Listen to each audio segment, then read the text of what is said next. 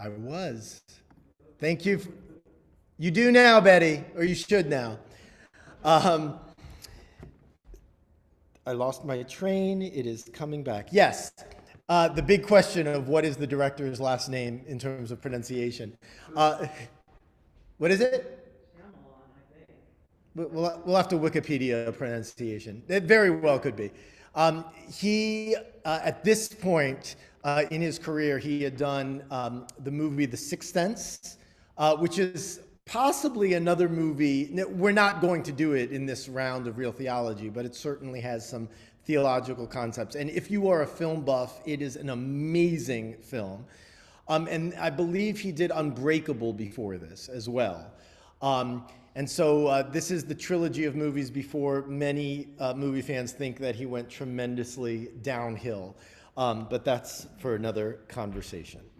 So one of the reasons why I like this movie is that it reminds me that Judaism and Jewish living are all about making us or helping us to see signs. And of course, signs means all sorts of things. We could talk about why the movie is named Signs. I think it's very obvious in some ways, the crop circles, but then it's a little bit more spiritual and metaphorical if you think about the last words that Colleen, Graham's wife, says, see the signs. So there's all sorts of kind of things there. But Judaism is very much about seeing. We might call them miracles, blessings, goodness, happiness, beauty. Insert your own word that you prefer. But that is, I think, one of Judaism's main goals, might not be the right word here, but certainly the process of living a life of halakha, following Jewish law, is all about noticing signs. So very, maybe it's not obvious, but the example that came to me that I think covers this well is Moses at the burning bush. Moses leaves Pharaoh, and you all know this story, but I'm just going to read these verses from Exodus. Now Moses, tending the flock of his father-in-law Jethro, the priest of Midian, drove the flock into the wilderness and came to Horeb, the mountain of God. A messenger of Adonai appeared to him in a blazing fire out of a bush. He gazed, and there was a bush all aflame, yet the bush was not consumed. And this next line is the line that for me is the most important. I must turn aside to look at this marvelous sight. Why doesn't the bush burn up?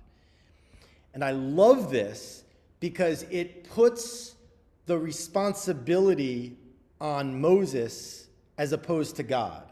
And there's a famous midrash, modern midrash, written by Lawrence Kushner, who you may have heard about, a kind of a modern day Kabbalist, that talks about, and I'm going to read it in a second, that it really wasn't about God choosing Moses. It was about God choosing whoever would notice the miracle of the burning bush, whoever would turn aside actively and intentionally. And so this is what Kushner writes. The burning bush was not a miracle. It was a test. God wanted to find out whether or not Moses could pay attention to something for more than a few minutes. When Moses did, and only when Moses did, God spoke. The trick is to pay attention to what is going around you long enough to behold the miracle. There is another world right here within this one whenever we pay attention. And another interesting thing here is that the miracle, I hope this makes sense, the miracle is only a miracle when it is observed. And so if Moses hadn't turned his head, there would have been no miracle. There's another midrash, I think also by Lawrence Kushner, I've told it at services before, where as the Israelites were marching through the split waters of the Red Sea, there were these two guys behind, like grumbling and complaining. You know, we were slaves for so long, now we're walking through this hot wilderness, I'm hungry, you know, all the things, all the whines. And one of the other Israelites said, hey guys, look up at these split waters of the Red Sea. It's a miracle. And of course, when they looked up, they joined in the singing of the Song of the Sea. And there's probably dozens of examples in the Torah where someone looks up, lifts up their eyes. That's a common word order in Hebrew. Someone lifts up their eyes and sees something. Perhaps most famously is Abraham. After attempting to sacrifice Isaac, the angels call down from him saying, "Stop," and Abraham lifts up his eyes and sees the ram. And that's the ram, hence the shofar that we blow. But many examples of biblical characters lifting up their eyes to see something noteworthy. Has anyone seen the movie Grand Canyon?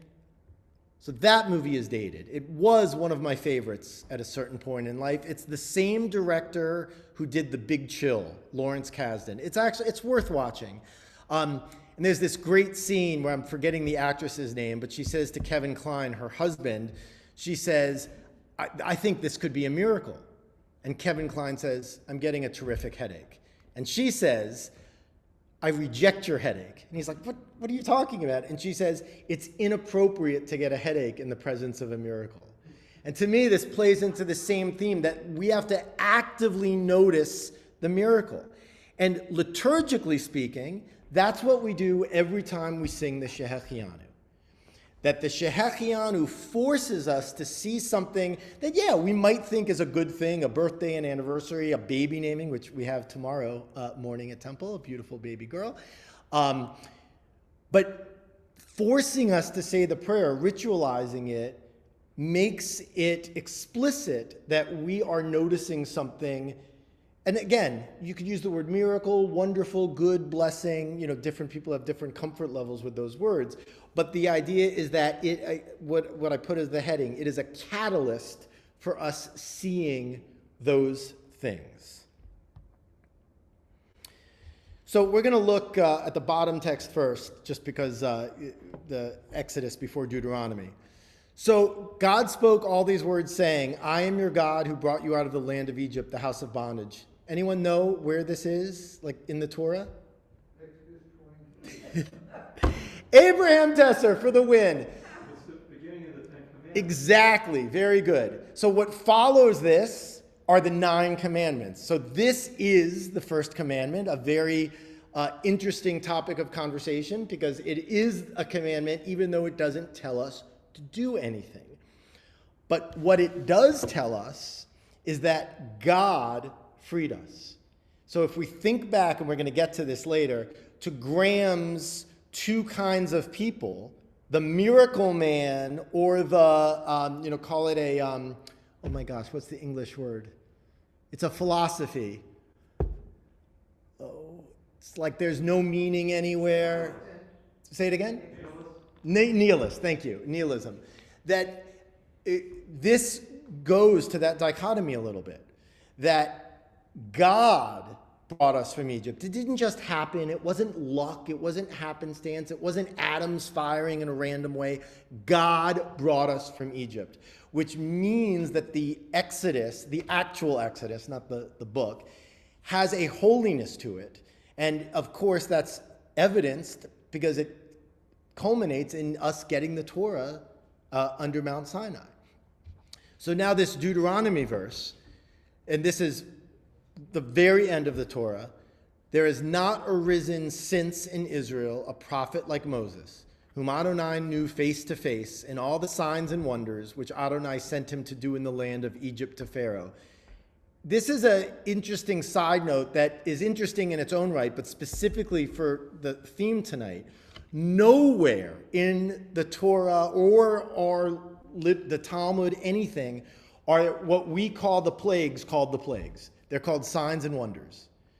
And again, you see the parallel to the movie. God's signs showing us that God is there. So continuing the verse, "Sent him to all of his servants, to all his land, and in all that mighty hand, and in all the great and awesome deeds which Moses performed in the sight of all Israel." If I didn't do my thesis in rabbinical school, which I sometimes have a dream, did I share this in adult ed? Yeah. I sometimes have a dream that I never turned in my thesis and I'm not really a rabbi. I did, and I am. But I do have that dream occasionally. I did it on this interesting verse we say when we hear that someone dies, Baruch Dayana Emet, blessed is God, the judge of truth. But if I didn't do it on that, I would have done it on the number of times and a kind of deep dive into why the Torah talks about all these signs and wonders. And it does it a lot. And I think that the authors of the Torah knew human nature in that we forget things very easily and we start taking things for granted. Even the Israelites, that like almost the second after they got freed from Egypt, and Moses went up on Mount Sinai for 40 days, they completely forgot about him being Moses, not God, and built the golden calf. And so the Torah is kind of meant as a reminder to us that there are signs and wonders, that God is there, that there is meaning. Again, that category number one. So this is, for me, the essence of the movie, and certainly kind of the most thoughtful and poignant, especially the way it's filmed with the kids kind of sleeping on their laps and they're whispering to each other. So I'm not going to read it word for word, but I will read some of it. So people break down into two groups. When one group experiences something, they see it as a sign, evidence that there is something up there watching out for them. But group number two sees it as pure luck, a happy turn of chance. It could be good, it could be bad, but they are on their own, and that fills them with fear. One group sees the 14 lights, the UFOs essentially, and thinks they're looking at a miracle. And the other group thinks that it's not. So you have to ask yourself, are you the kind that sees signs, sees miracles, or do you believe that people just get lucky? So some of you may know this story. This is one of my favorite stories in the Torah. It's sometimes referred to as the story of the 12 spies, because Moses sends out a leader from each tribe, each of the 12 tribes, to scout out the land of Israel. So this is in the book of Numbers before they're, really ready to go. And what happens, and you could read it while I'm talking about it, is 10 of the spies come back and essentially report a little bit more pessimistically, a little bit more fearful. The line that's often quoted is, we are as small as grasshoppers to them, like they're so big. And then Joshua and Nun, two of the other spies, and spies isn't a great word, reconnaisseurs, if you do reconnaissance, are you a reconnaisseur? Anyway, so Joshua and Nun said, the land is an exceedingly good land. If God delights in us, then God will bring us to that land and give it to us, a land which flows with milk and honey. So there's this clear distinction. I mean, on one hand, it's kind of a pessimist, optimist, glass half empty, half full, and there is a sermon there, absolutely. I think I've given that sermon. But there's also this idea of faith, that God wouldn't have asked us to do this if we're not supposed to do it, and God will make it happen. Like, it might look scary, it might look bad, but who are we? God is going to make it happen. So I've seen this movie probably 5-6 times. Something, when I watched it 3 or 4 nights ago, the fact that Merrill had the most strikeouts and the most home runs, I think this might be a little more on kind of a psychological angle than a religious one. But something, I don't always practice what I preach, of course, but something that I've always thought is true is, we could look at something that happens in our day or our week or our month and either think it's wonderful or horrible, and we'd be right? It depends on kind of where you choose to focus on what's important. And so here, do you focus on the home runs and the 5 minor league records, or do you focus on the strikeouts? And going back to the spies, Do you focus on, the land being scary and inhospitable and us looking like grasshoppers to the giants? Or do you focus on God wanting us to be there? They're not, it's not like one person is wrong. They're both right, but it depends on the perspective on what we choose to focus on. And I think Judaism has a lot to say about that. So now the big question, does everything happen for a reason? So the movie would say yes, right? I mean, does anyone argue with me that the movie argues yes? So, Ray, who's played by the director, M. Night Shyamalan, the person who tragically hit Graham's wife. When Graham goes and talks to him, he says that it's like the accident was meant to be. It had to happen because at the exact moment he fell asleep, and he had never fallen asleep before, so there's that. At the very end of the movie, when when Morgan has the asthma attack and the poison doesn't get into his lungs, and Graham says, that's why he had asthma, right? Okay, so it was meant to be. And then Bo's craziness with the glasses of water everywhere, that of course had to be there because of the, right. And then of course, we already alluded to this, the last words of Colleen, Graham's wife, both practical and spiritual. The practical being swing away, and the spiritual being tell Graham to see, which of course is also evidenced in the fact that he was so convinced that God wasn't there that he gave up his calling as a pastor. It's a little on the nose that he was a pastor, but it's telling. He wasn't another job. He was someone who devoted his life to God. And then, of course, at the end of the movie, you see him with his collar on again. So in the Talmud, and I've talked about this before, I think. So there's this expression in Judaism, Yirat Adonai or Yirat Hashem, you'll hear people saying. And it roughly translates to the fear of God, but not fear like, oh my gosh, I'm so scared. It's more like an awe of God.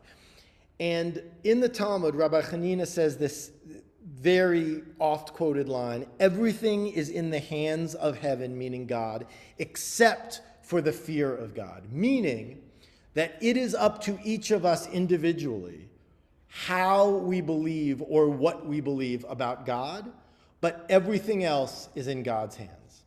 In fact, and of course, Judaism has a panoply of beliefs on this, and we're going to kind of go through some of the spectrum. But a quote that I love, Rabbi Phineas of Koretz said, a man should believe that even a piece of straw that lies on the ground does so at the explicit decree of God. God decrees that it should lie there with one end facing this way and one end facing the other way. And this actually ties in to our holiday of Purim coming up. And, if we had more time, I could talk for a long time about this. I'm not going to. But, who's the villain of Purim? Haman. And Haman's sin is not hating the Jews. Haman's biggest sin, so we're told, this is not in the book of Ruth necessarily, is not believing that God has providence in the world. And one way that that's played out is how Haman uses the randomness of numbers to decide when the Jews will be killed. Now, Haman's descended from Amalek, who is in the Torah. Same thing. Amalek basically had no respect for God's power in the world. This is what our rabbis tell us. And there's a word for this in Greek, apikoros. Has anyone heard of this word before? So an apikoros is someone who knows a heck of a lot, someone who's Jewish and someone who knows a lot about Judaism. It's not, the person that never went to Hebrew school and is secular and is like, oh, I don't care about Judaism. That's not an apikoros. An apikoros is someone who is extremely learned and yet turns their back on Judaism anyway. And that the biggest sin of the Apikoros is not having fear of heaven. That's like rabbinic Judaism, that's sin number one. And so this idea that everything is in control of God, well, almost everything, is in Judaism. So we're going to look at this quote again. The flip side of this is Graham. Graham doesn't believe in the signs or the miracles. In fact, during that supper scene, which is incredibly powerful, I think, he says he won't be wasting one more second or one more minute on prayer. He refuses to pray. And then going back to that previous scene where Graham spells out the two kinds of people,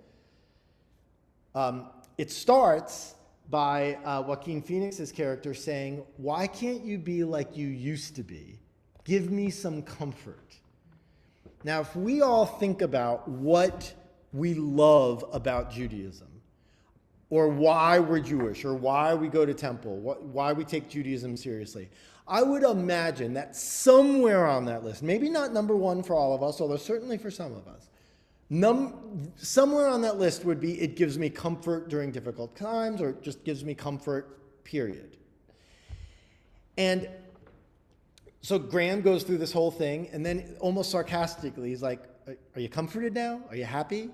And then the brother says, "Well, which type are you?" And Graham's like, "Well, why does it matter? You're comforted. It doesn't matter." And then Graham proceeds to say, "There's no one watching out for us." Meaning, even though I told you a comforting story, that's not really the reality.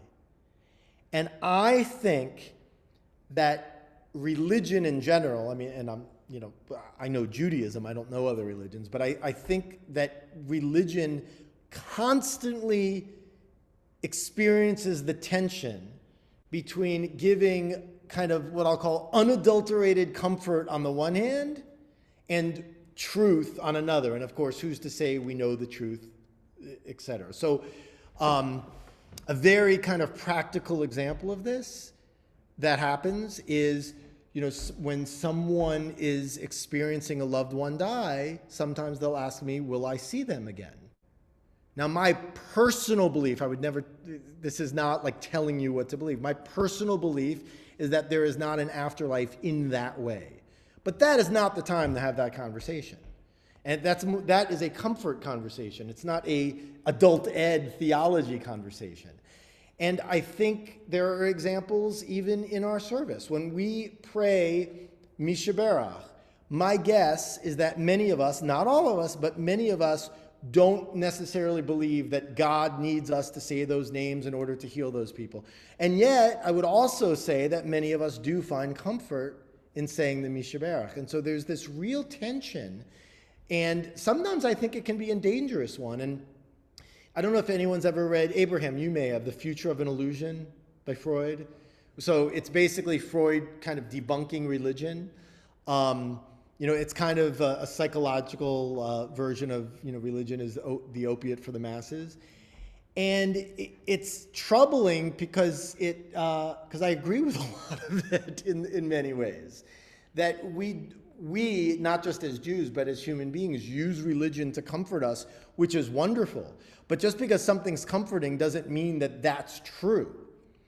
And I hearken to the end of the movie where Morgan's having that asthma attack. And the father, Graham, he doesn't say it'll pass. He says, believe it will pass, and it will pass.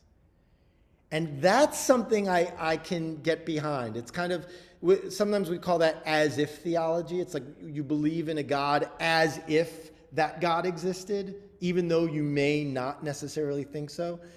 Just kind of an interesting theological approach.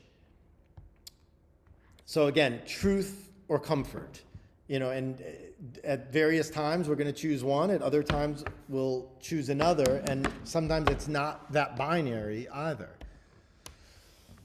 Okay, so I talked about, I think I have time to tell this story. So, Roberta, you've read, oh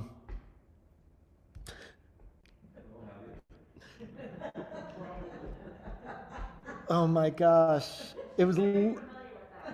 We talk about it in adult ed all the time. It's one of the Jewish books you have to read before you die. As a Driven Leash, yes. Has anyone read it? All right, so everyone should read that book before they die, which hopefully isn't a long time, but read it anyway.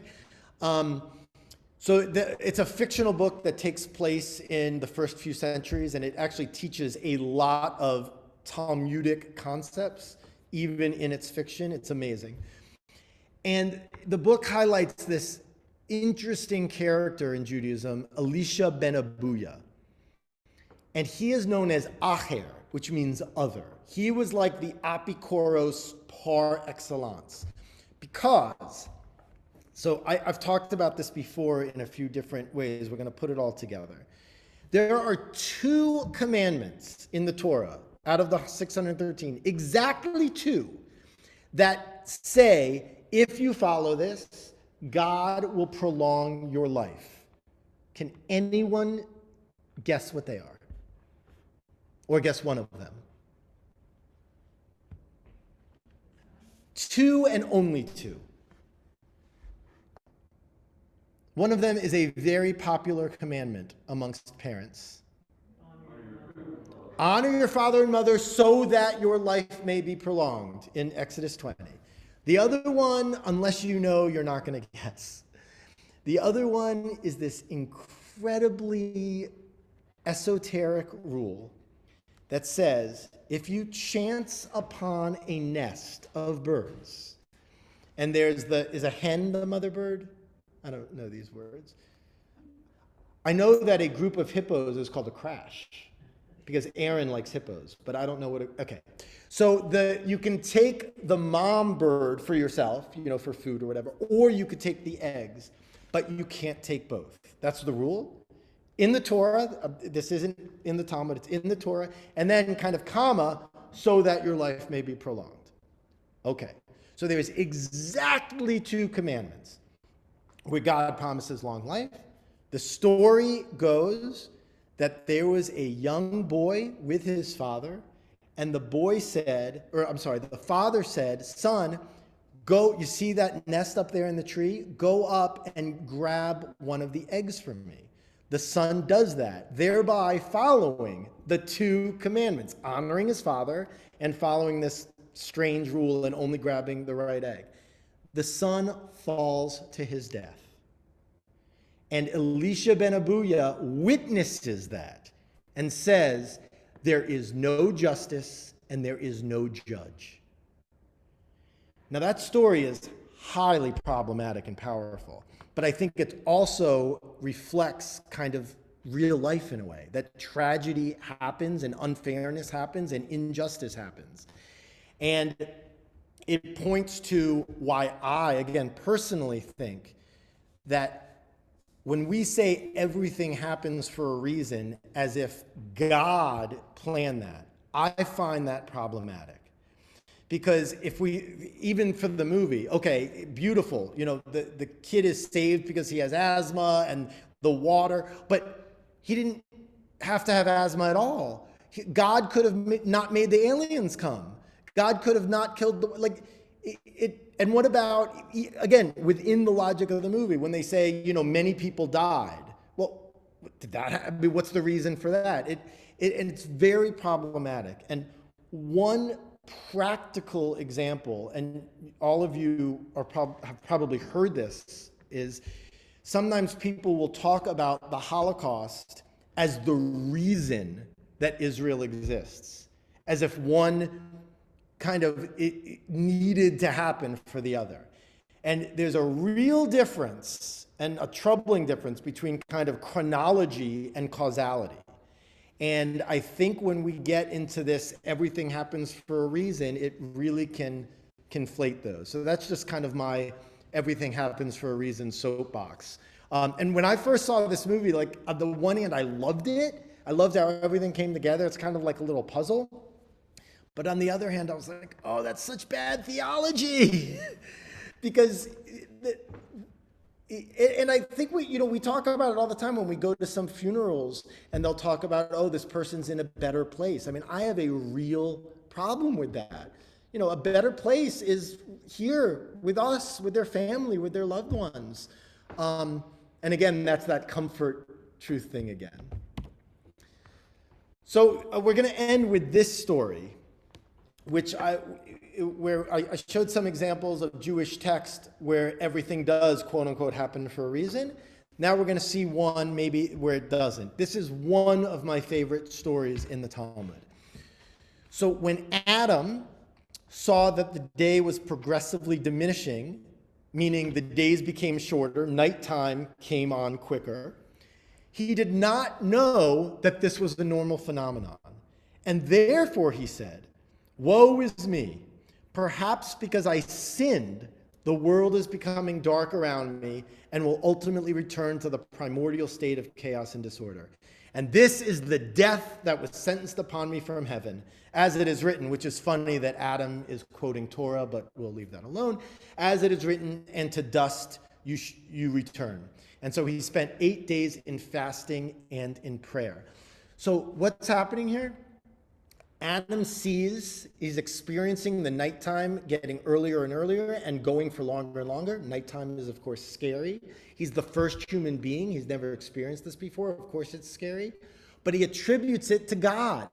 And in some ways, he makes it about him. He must have done something wrong. Otherwise, this wouldn't have happened. Everything happens for a reason. God is doing this to me. But once he saw that it was Tevet, the time of the winter solstice, and he saw that the day then was lengthening after the solstice, he said clearly, the days became shorter and now they are longer. And zeh haminhag ha'olam. You know the word minhag, custom? This is the way of the world. Meaning, it's not really about God. God's not punishing me. This is just the way the world works, for good or bad. And so we have this tension. Is it God? And of course, God created the world, so you could make that argument. Or is it minhag ha'olam? And I'll leave it there, and I think that's the last slide. Yep.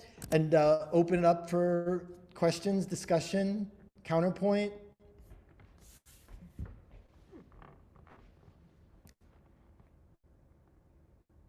I just want some clarification. This has nothing to do with our discussion.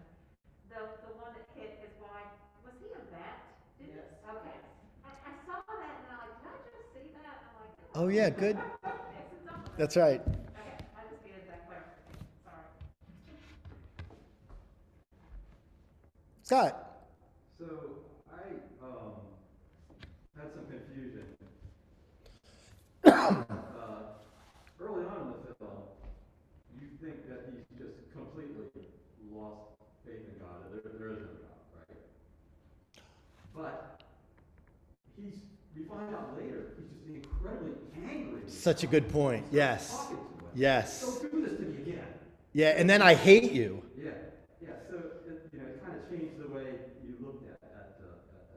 Yeah, and that really does tie into Judaism in a way, in that, even the Talmud, I don't know if they use these exact words, but the idea of being angry with God is totally acceptable, in Judaism. Did he lose his faith because of the accident, or I thought that it was something that his wife said, or Oh, no, I think the accident. just the accident? Yeah, that his wife died tragically and it was meaningless, and yeah. When we talk about the blessings and curses, was it a curse? Was it a blessing? What specifically? What happened? Everything, the water.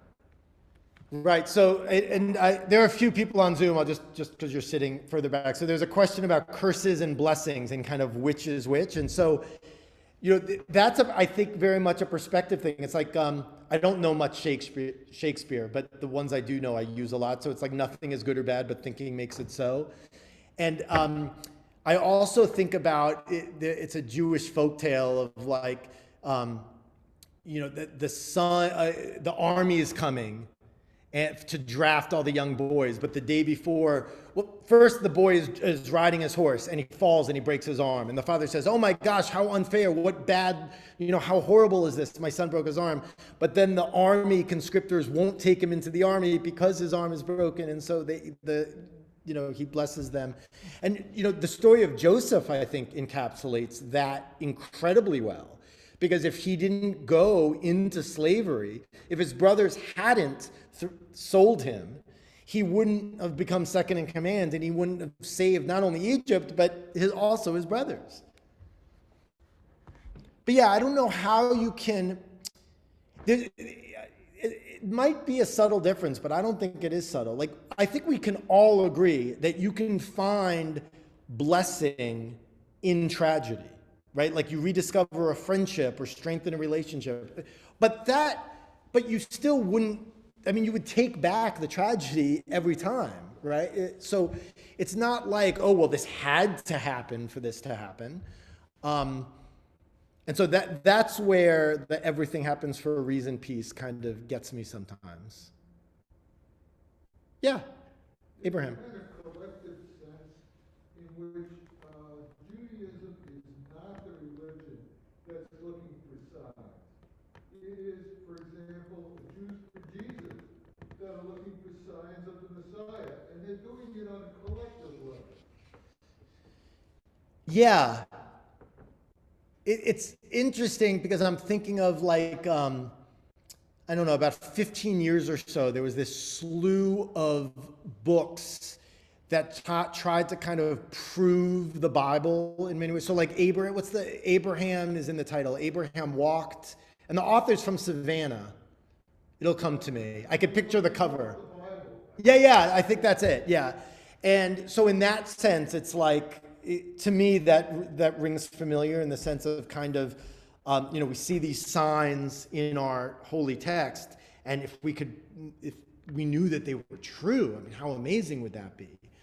But The kinds of things we've been talking about with respect to this film are idiosyncratic events associated with particular individuals unfolding in a very particularistic way.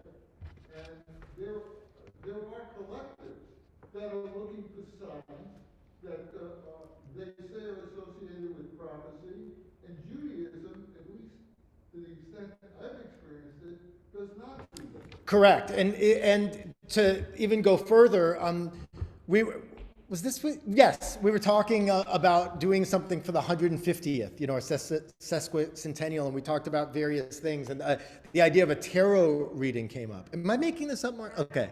I was like, did I? And like, I just wanted to put out there that like some people might think that's a little strange because in, Judaism, seeing soothsayers is a big no-no. And so it is interesting, though, because I would never say that we are not a superstitious people. Like, kissing the mezuzah, like that's kind of for good luck. And we do all these things, I think, that do show a level of superstition, but it's different than the kind of magic that I think you're alluding to. Yiddish has a lot of superstitious stuff. Oh, yeah, for sure.